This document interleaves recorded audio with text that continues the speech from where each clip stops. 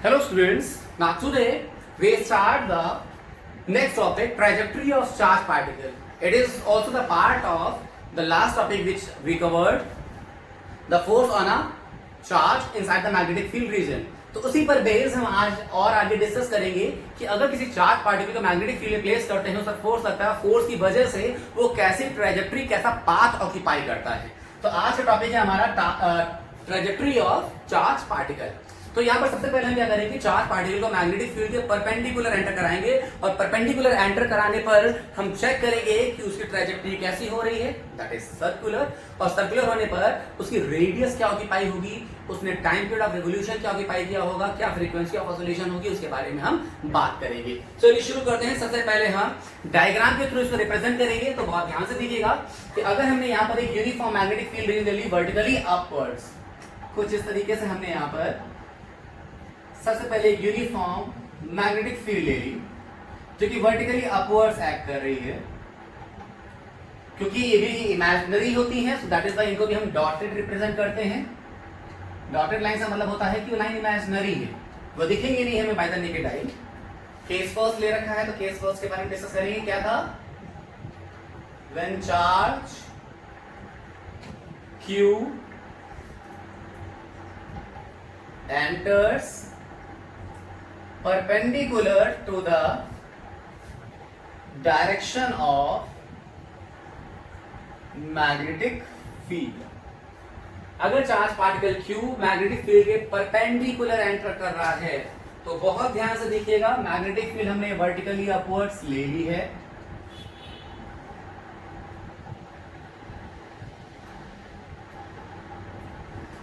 अब अगर हमने यहां पर कोई चार्ज पार्टिकल को v वेलोसिटी के साथ मैग्नेटिक फील्ड के परपेंडिकुलर एंटर कराया, ये हमने q चार्ज ले लिया जिसको हमने v वेलोसिटी से, बहुत ध्यान से देखिएगा, इस बोर्ड में अगर मैंने vertically upwards magnetic field show कर रखी है तो इस बोर्ड के नॉर्मली इनवर्ड्स हम चार्ज पार्टिकल को एंटर करा रहे हैं, क्योंकि 3D डायग्राम है जिसको 2D में शो कर रहे हैं तो कुछ इस तरीके से नजर आएगा। 90 डिग्री हो गया, मैग्नेटिक फील्ड यहां पर अप साइड है, this is the direction of magnetic field. अब जैसा कि हम लोग लास्ट में बात कर चुके हैं कि मैग्नेटिक लॉरेंज फोर्स कितना लगेगा और कैसे लगेगा, तो मैग्नेटिक लॉरेंज फोर्स कितना था उसके लिए बात करेंगे। As we know that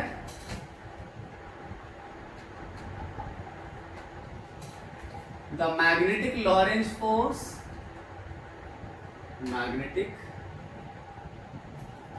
Lorentz force on charge कितना हो जाएगा, this will must be F is equal to Q V cross B। अब फोर्स तो होता है F is equal to Q V cross B। अब V cross B मतलब velocity vector and magnetic field vector का क्रॉस प्रोडक्ट। अब cross product का resultant कैसे निकालेंगे, क्योंकि हमें मालूम है क्रॉस प्रोडक्ट का रिजल्टेंट ही तो फोर्स का डायरेक्शन हो जाएगा। अगर ये पॉजिटिव चार्ज है, अगर ये नेगेटिव चार्ज हो जाएगा तो उसका जस्ट अपोजिट हो जाएगा। तो for the positive charge the direction of vector product gives the direction of force. So अब देखिएगा, अगर V जा रहा है अंदर की तरफ और B लग रहा है ऊपर की तरफ, कुछ इस तरीके से, it is very simple. If V is normally inwards and B is vertically upwards, then V cross B, तो देखिएगा साइड व्यू से, ये this one is V and this one is B, V cross B with the right thumb rule is, that means V cross B करेंगे, force किधर आया, इस direction में। that means charge particle जब अंदर जा रहा था तो फोर्स इधर लग रहा था, that means उसकी टेंडेंसी है प्लेन के नॉर्मली इनवर्ड जाने की, बट फोर्स उसे कुछ बेंड करके सर्कुलर पाथ प्रोवाइड कर देगा। दैट मींस फोर्स किधर आ गया, फोर्स आ गया इस तरफ, तो चार्ज पार्टिकल किधर जाएगा, जाना चाह रहा था नॉर्मली इनवर्स स्ट्रेट लाइन में, बट फोर्स उसको कुछ बेंड कर देगा जिसकी वजह से कुछ कर्व्ड पाथ बन जाएगा इस तरफ। अब चार्ज पार्टिकल यहां पर आ गया। अब जब चार्ज पार्टिकल इधर आ जाएगा तो इस इंस्टेंट पर उसकी वेलोसिटी किधर हो जाएगी, इस इंस्टेंट पर उसकी वेलोसिटी है इधर, और अगेन मैग्नेटिक फील्ड किधर है, अपसाइड, अपवर्ड्स। अब अगेन V क्रॉस B करेंगे, फोर्स किधर आएगा, अगेन देखिएगा V है अब इस तरफ और B है ऊपर की तरफ, V क्रॉस B करेंगे, फोर्स किधर आया, इस तरफ आया। दैट मींस चार्ज पार्टिकल इस बोर्ड के बैक साइड होगा कुछ R के कवर करके, तो उस पर फोर्स जो आ रहा होगा वो कुछ इस तरफ आ रहा होगा। इस तरफ का मतलब आउटवर्ड्स, कुछ इस तरफ।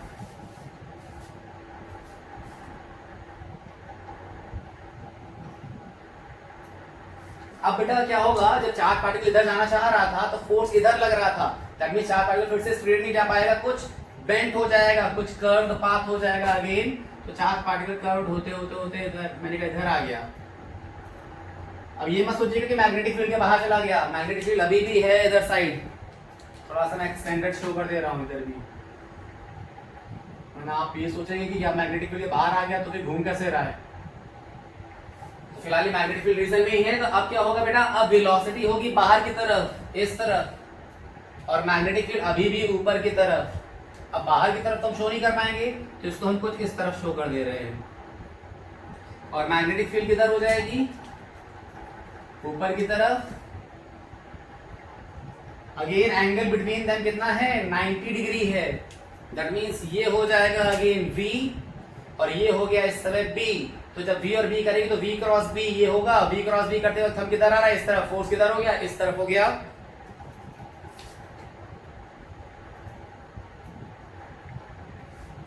दैट मींस जब वो इधर जा रहा था नॉर्मली आउटवर्ड्स, तो फोर्स लग रहा था लेफ्ट साइड। अभी फिर से वो कुछ बेंट हो जाएगा और ट्राजेक्टरी कुछ कर्व हो जाएगी। चार्ज पार्टिकल मैंने कहा इधर आ गया, अगेन वेलोसिटी इस तरफ लग रही होगी, और magnetic field again up side होगा ऊपर की तरफ।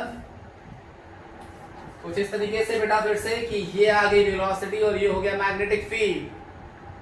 फिर से V क्रॉस B करेंगे तो V क्रॉस B करते हैं बस फोर्स किधर आ जाएगा, प्लेन के नॉर्मली इनवर्ट्स इस तरफ। दैट मींस फोर्स आ गया प्लेन के नॉर्मली इनवर्ट्स इस तरफ। अब बेटा क्या होगा, चार्ज पार्टिकल इधर जाना चाह रहा है बट फोर्स इधर लग रहा है, फिर से कर्व हो जाएगा। मैंने क्या देखा, इस तरीके से मोशन करते हुए वो वापस वहीं पर आ गया जहां से स्टार्ट हुआ था। ऐसे में बेटा जो ये ऑर्बिट हो गई वो कैसी हो गई, ऑर्बिट कुछ इस तरीके से हो गई कि चार्ज पार्टिकल इस तरीके से एंटर कर रहा था, तो एंटर करते वक्त वो बेंट होकर इधर पहुंच गया। फिर जब वो इधर से इधर जा रहा था तो फोर्स की मैग्नेटिक फील्ड से फोर्स फील करने की वजह से वो घूमकर इस तरफ आ गया।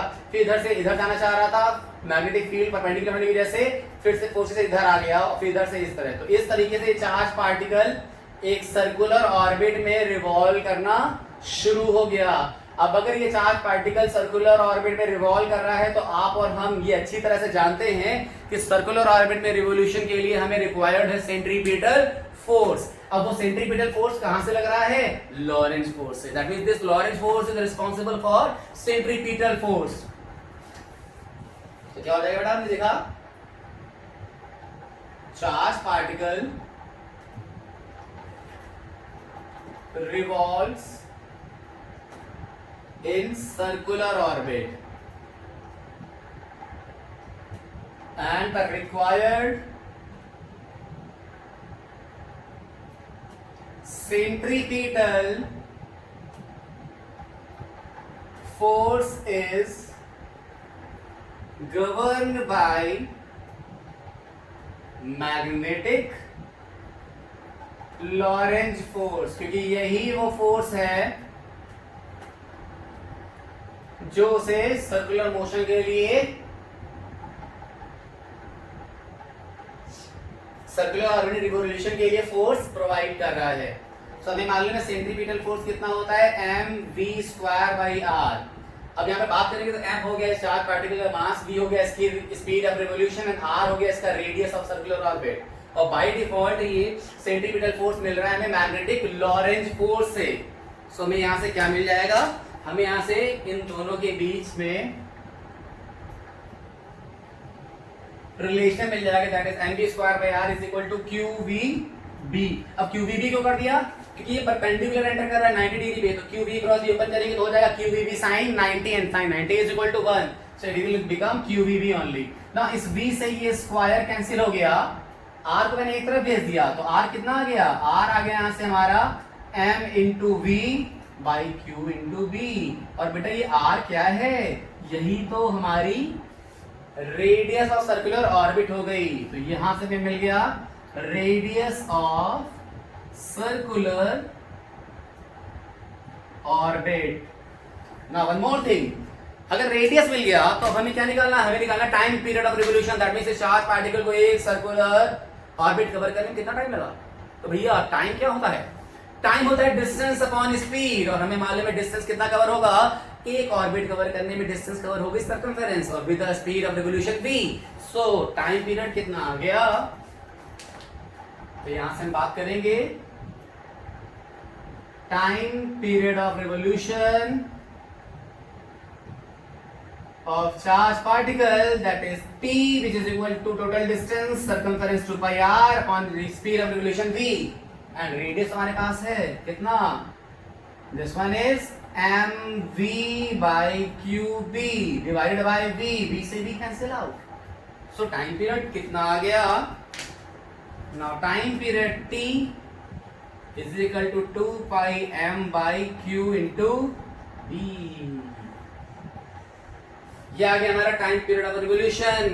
फ्रीक्वेंसी ऑफ रिवोल्यूशन, तो बेटा वो तो और simple, frequency is the reciprocal of time period, so frequency is 1 by t, we can say that qb by 2 pi m। तो इस तरीके से हमने सर्कुलर ऑर्बिट की रिक्वायर्ड रेडियस क्या होगी, टाइम पीरियड ऑफ रिवोल्यूशन क्या होगा एंड फ्रीक्वेंसी ऑफ रिवोल्यूशन क्या होगा, ये ऑब्टेन कर लिया।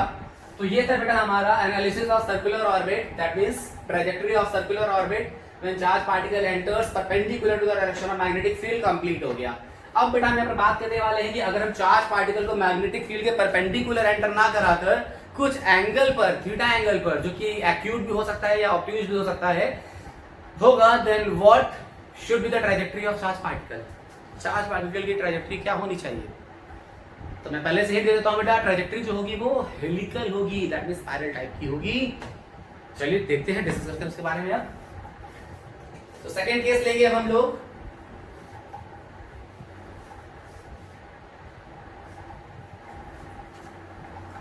when charge particle enters perpendicular, when charge particle enters perpendicular तो हो गया, sorry,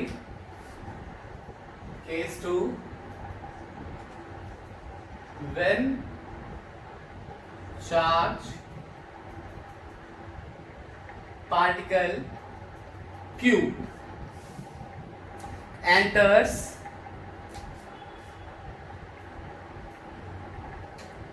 at an angle theta from magnetic field. और थीटा कैसा है बेटा, यहां पर मैं बता दे रहा हूं, वेयर थीटा इज एक्यूट और थीटा या तो 90 डिग्री से छोटा है या 90 डिग्री बड़ा है, देन क्या होगा, क्योंकि मैं 0 डिग्री वाला तो देख लिया, there is no force, perpendicular पे देख लिया, देयर इज मैक्सिमम फोर्स। अब हम बात कर रहे हैं अगर उससे कुछ बीच में लाई कर रहा है, दैट मींस 0 से 90 या 90 से 180 के बीच में लाई कर रहा है, देन व्हाट विल हैपन। चलिए शुरू करते हैं। तो सबसे पहले अगेन हम यहाँ पे एक नॉर्मल फील्ड ले लेंगे जो कि ग्राउंड सरफेस से नॉर्मल होगी, दैट मींस यहाँ पे एक vertically upwards uniform magnetic field हमने इंट्रोड्यूस कर दी, काफी लहराती हुई मैग्नेटिक फील्ड बनी थी। चलिए फिर से ट्राई करते हैं कुछ इस तरीके से।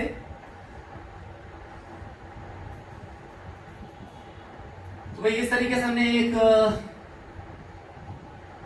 यूनिफॉर्म मैग्नेटिक फील्ड की इमेजिनरी है तो अगेन डॉटेड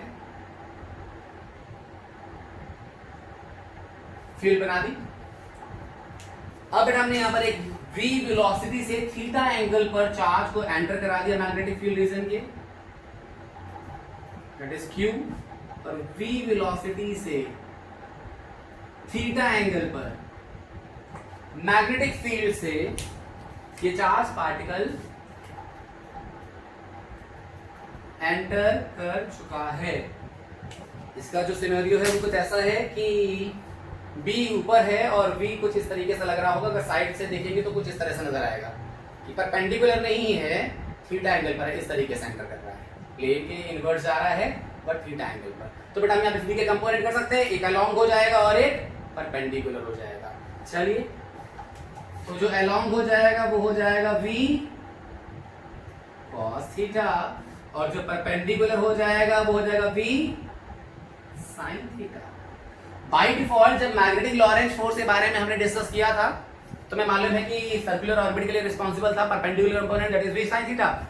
तो ये v sin थीटा इस चार्ज पार्टिकल को सर्कुलर ऑर्बिट में रिवॉल्व करेगा, मगर मैग्नेटिक लॉरेंज के लिए v sin थीटा एप्लीकेबल होगा, जो फोर्स लग रहा होगा वो v sin थीटा की वजह से लग रहा होगा, circular orbit v sin theta की वजह से मिल रही होगी, मगर v cos थीटा भी तो एट दैट इंस्टेंट एक्ट कर रहा होगा। हाँ v cos थीटा की वजह से फोर्स नहीं लगेगा, बट एक कांस्टेंट वेलोसिटी अपसाइड लग तो रही है। That is v cos theta force नहीं दे रहा है बट कांस्टेंट वेलोसिटी तो दे रहा है। किधर दे रहा है? अपसाइड। दैट मींस वो धीरे धीरे कांस्टेंट रेट से थोड़ा थोड़ा सा डिस्प्लेसमेंट कर रहा होगा चार्ज पार्टिकल में ऊपर की तरफ कांस्टेंट वेलोसिटी से। तो अगर v cos थीटा वेलोसिटी से वो धीरे धीरे चार्ज पार्टिकल को उठाता जा रहा होगा तो v sin थीटा उसको सर्कुलर ऑर्बिट देने की कोशिश कर रहा होगा और v cos थीटा धीरे धीरे उसको उठाता हुआ ऊपर ले जा रहा होगा। कुछ इस तरीके से धीरे धीरे चार्ज पार्टिकल उठता जा रहा होगा। फॉर एग्जाम्पल अगर ये चार्ज पार्टिकल है तो ये सर्कुलर ऑर्बिट कर तो रहा होगा पर किस तरीके से? धीरे धीरे ऊपर उठता जा रहा होगा। दैट मींस सर्कुलर ऑर्बिट बनाते हुए धीरे धीरे वो ऊपर उठ रहा होगा। देखिए जरा कुछ किस तरीके से v sin थीटा ने उसको सर्कुलर ऑर्बिट दी, मगर सर्कुलर ऑर्बिट में रिवॉल्व करते करते वो धीरे धीरे अपने प्लेस से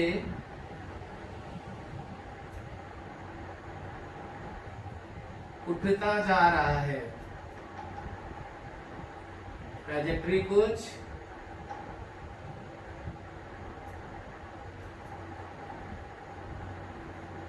इस तरीके से फॉर्म हो रही है। पाथ कुछ कुछ हेलिकल होता जा रहा है।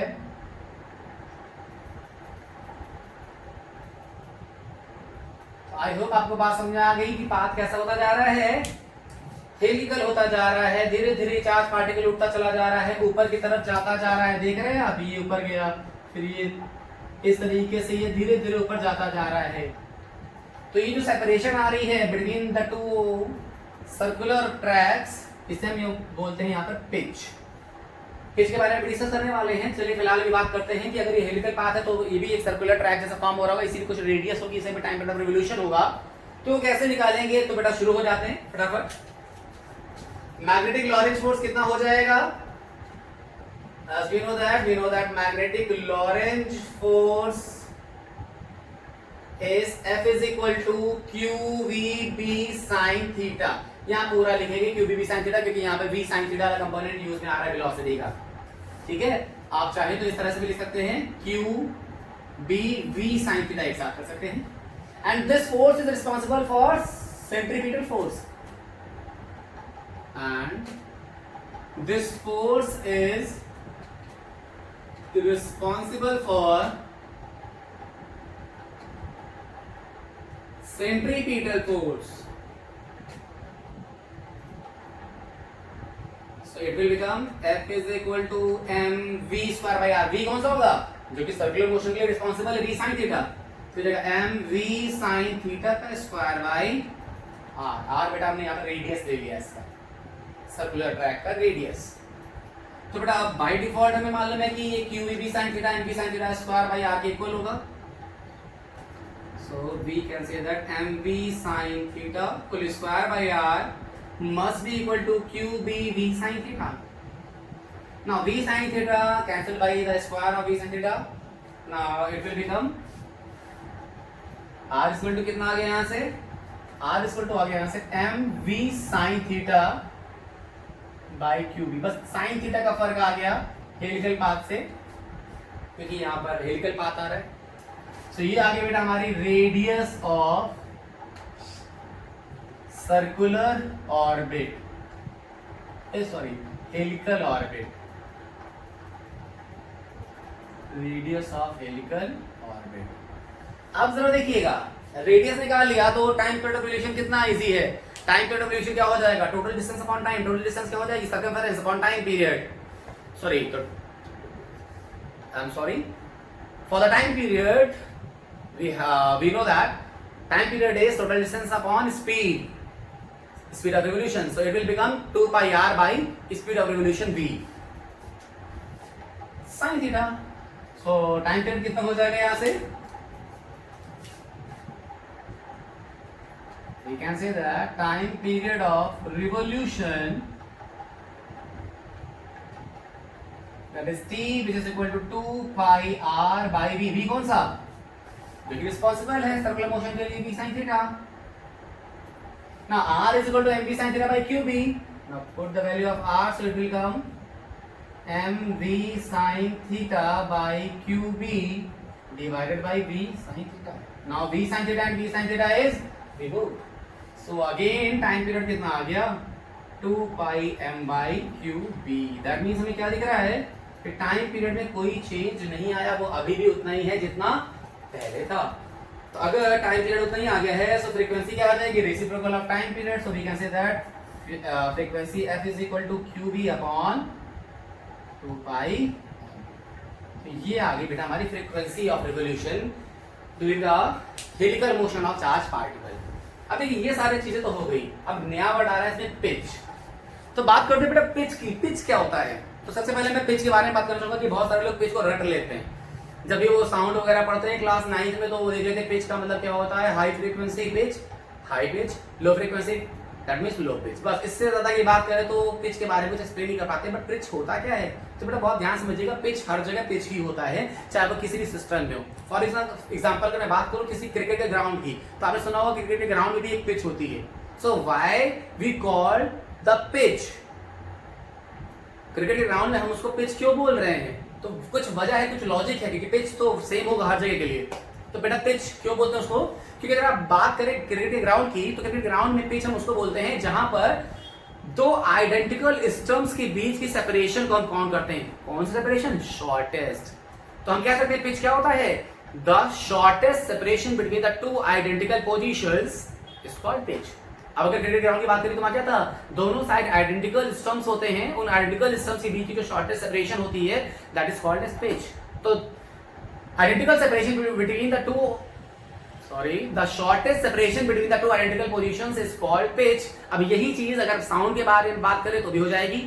साउंड वेव्स में क्या होता था, अगर हम किसी भी वेव के बारे में स्टडी करते थे तो वेव में, वेव साइकिल्स में जैसे ही आइडेंटिकल पोजीशन की बात बोलते थे, मतलब एक वेवलेंथ की बात बोलते थे, वेवलेंथ, एक वेवलेंथ के बाद वेव रिपीटेशन चालू कर देती थी.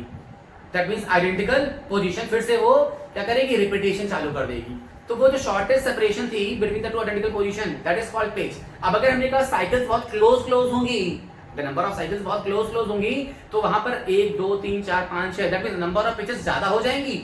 अगर नंबर ऑफ पिचेस ज्यादा होगी मतलब नंबर ऑफ साइकिल्स ज्यादा है, तो नंबर ऑफ पिचेस ज्यादा है. नंबर ऑफ पिचेस ज्यादा है दैट मींस पिच हाई है. सो दैट इज व्हाई हम क्या बोलते थे कि अगर नंबर ऑफ साइकिल ज्यादा है, नंबर फ्रीक्वेंसी हाई है, तो पिच हाई होगी. क्यों हाई होगी, समझ में आ गई बात, कि अगर आइडेंटिकल सेपरेशंस जो बहुत पास थी उनकी वजह से नंबर ऑफ पिचेस ज्यादा हो जाएंगी तो पिच हाई हो जाएगी. यही चीज अगर वेव साइकिल में वेवलेंथ बहुत ज्यादा बड़ी हो गई, दैट मींस शॉर्ट डिस्टेंसेस में नंबर ऑफ साइकिल बहुत कम हो गई, नंबर ऑफ साइकिल बहुत कम हो गई, दैट मींस आइडेंटिकल पोजीशन के बीच की जो सेपरेशन थी उसको पिच बोला. अब एक पिच, दो पिच, मतलब नंबर ऑफ पिचेस क्या हो गई, कम हो गई. अगर पिच कम हो गई so we can say that pitch low हो गई. इसका फर्क हमें नजर आता था साउंड वेव में कि अगर हाई पिच होती थी तो साउंड श्रिल हो जाता था, और अगर लो पिच होती थी तो साउंड फ्लैट हो जाता था, ग्रे हो जाता था. अब यहां पर बात करेंगे तो बेटा बात वही है, पिच वही है.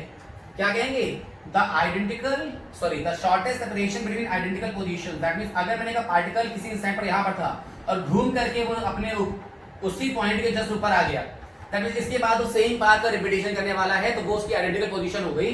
तो किन्हीं भी दो आइडेंटिकल पोजीशन के बीच की जो सेपरेशन होती है वो क्या बन जाती है, यहाँ पर पिच बन जाती है. तो अब ये दो आइडेंटिकल पोजीशन के बीच की शॉर्टेस्ट सेपरेशन कैसे निकालेंगे, तो हमें मालूम है अपनी आइडेंटिकल पोजीशन तक आने के लिए उसने पूरा एक सर्किल कवर किया. अगर वो पूरा एक सर्किल कवर कर रहा है that means circumference 2 pi r cover कर रहा है. कितना टाइम लगता है इसमें टाइम लगता है पूरा टाइम पीरियड ऑफ रिवोल्यूशन. तो अगर बेटा हमारे पास टाइम पीरियड ऑफ रिवोल्यूशन है एज वेल एज ऊपर की तरफ जा रहे हैं तो ऊपर के लिए जाने के लिए constant velocity v cos theta है। तो अगर हमारे पास स्पीड है, अगर हमारे पास टाइम है, तो क्या हम डिस्टेंस भी निकाल सकते हैं बहुत इजीली। तो डिस्टेंस पिच कितनी हो जाएगी, थोड़ा सा रब कर दे रहा हूं इधर सॉल्व करने के लिए।